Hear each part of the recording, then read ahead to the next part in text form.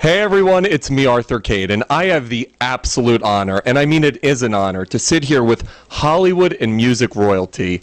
This is such... Don't run away. I'm sitting here with... I am sitting here with the incomparable Olivia Newton-John. This is such an honor for me because I'm not only a fan, but I followed your career. I think you are absolutely wonderful. And I have to tell you that in person, you are absolutely drop-dead gorgeous. Oh, thank you, Arthur. Thank you. You can stay now. I won't leave now. She offered me a dance before we started, I have to tell you. And I'm like, I'll dance with Olivia Newton-John.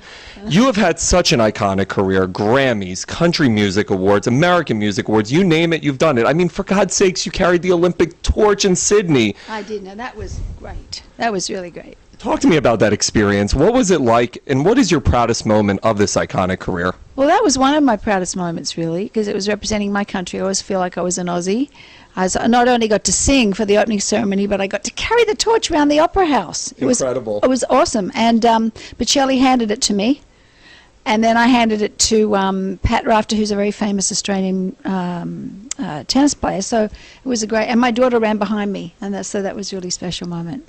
Now, one of the other very special moments in your life is you survived breast cancer and due to early detection, and you actually call it, instead of breast cancer survivor, you call it breast cancer thriver. Yes. And I think that's amazing. You also have a device that you've created called the LiveAid, yes, which helps women with early detection of breast cancer. I brought that. Folks, we're going to show them. Okay, it's called the Live, strangely. And Live is really to encourage women to do regular self-exam, because you know the best person to know about your body is you.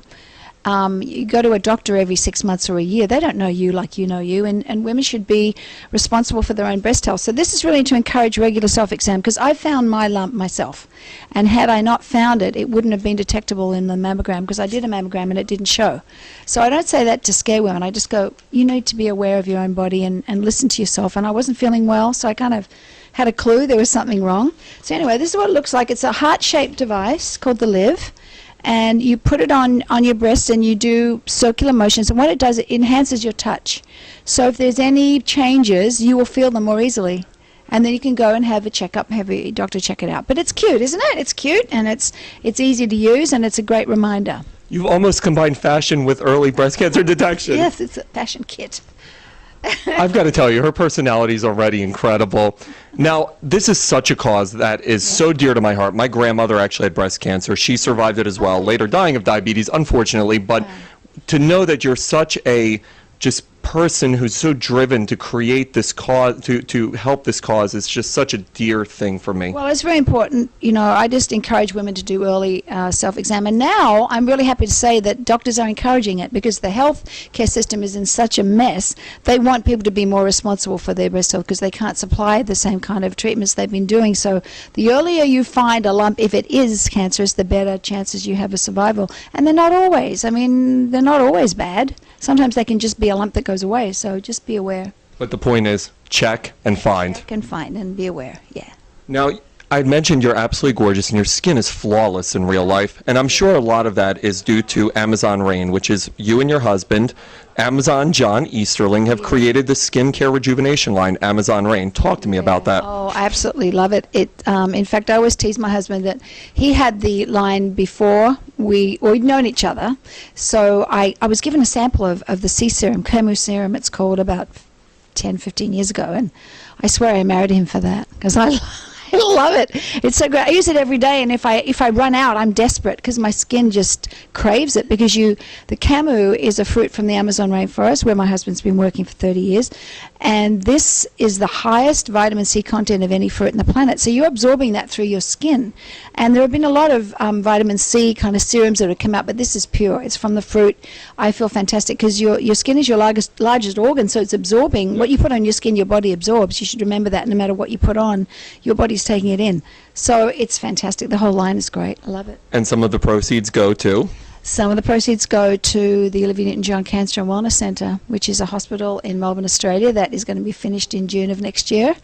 and also to ASEA, which is the Amazon Center of Environmental Education and Research, it's a lot of words, which is an amazing organization that helps the indigenous peoples of the Amazon. My husband's been working down there for 20, 30 years, helping get rights and title to their own land, to educate them to the importance of a living rainforest. So those two very important causes are receiving money from this wonderful skincare line, so it's a win-win. You are so amazing. If you, and I don't wish you to ever get divorced, but if you ever do, you have an open proposal for me already. Talk to me about your new movie that's coming out in January. My new movie is called A Few Best Men, and it's a wacky wedding movie. It's kind of everything that could possibly go wrong at a movie. It's set in Australia, so it's even crazier. And I'm the mother of the bride who loses it, basically. It's actually funny. Fun. The review that I read, the description is Bridesmaids meets The Hangover. I can't wait to see it. Yes, I guess it is that. But it was written before either of those movies, actually, because the gentleman that wrote it wrote Death at a Funeral, and he wrote this many years ago. And Priscilla, Queen of the Desert, which is an amazing movie and show on Broadway, Stephen Elliott, who wrote that, directed it. So you get these two wild minds together, and you've got a really funny film. Now, with all that being said, you do music. We cannot forget that. And you have 2 new CDs out. You do sing some music here and there. I mean, 100 million records can't lie, right? But your first CD that you have out right now. Oh, this is a re-release. It's called Portraits, and these are songs of women who have touched my life, particularly when I was starting out in the industry. So we have Joan Baez and Judy Collins and Julie London and Doris Day and Cilla Black and all these people. So it's an album of their songs. I do a couple in the show, and I love this music, these old songs from when I started out. And a Christmas CD, yes, a Christmas CD called, what is it called? Christmas Collection, yeah. You should know what it's called. Oh gosh, I don't know. There's been a few, but this one there's a few new songs on here that I also sing in the show. So, yeah. What's been your proudest accomplishment? In over 40 years of music, acting, you've won an Emmy. I mean, what has been the one moment that you look back in your career and you say, wow, this is when I truly made it, or just savor it? Well, in my life, it would be my daughter being born, of course. Nothing compares to real life. I mean, your career is great, but that's not, the important things are those things. So my daughter being born is, my proudest moment. In my career, gosh, it would be hard to say, really. I mean, I've had a lot of amazing highlights. Like I said, the Olympics. Greece was an amazing thing. Dancing with Gene Kelly and not falling over. That was that was quite an accomplishment. Your first time you hear your hit record on the radio, or touring on a bus when I first started in America, doing my first show at a college. They're all great moments. So I just feel so fortunate that I'm still doing it and people are still coming to the shows, and I'm really having a wonderful time. Would this interview go up there somewhere, you think? It's a good interview. You're doing a good job. I do have to ask you one question. We've been kind of serious. I have to go off the serious bus for a little bit. You obviously starred in the all-time greatest musical of all time with Mr. John Travolta. Yes. Who has better hair, John Travolta in his prime or me? It's a toss-up. I wouldn't like to say. I wouldn't make you upset, or him. So I'm gonna take the fifth on that one. John, the truth is probably me, is what she's trying to say. It is such an honor to have sat with you. You too, thank you. You are now part of Kade Nation, which means you have to do Kade Out with me on 3. Okay, of course. Holy cow, Olivia Newton-John's doing Kade Out. I can't believe it. I'm going to get a hug, actually, before you do Kade Out. Okay. On 3. 1, 2, 3. Kade Out!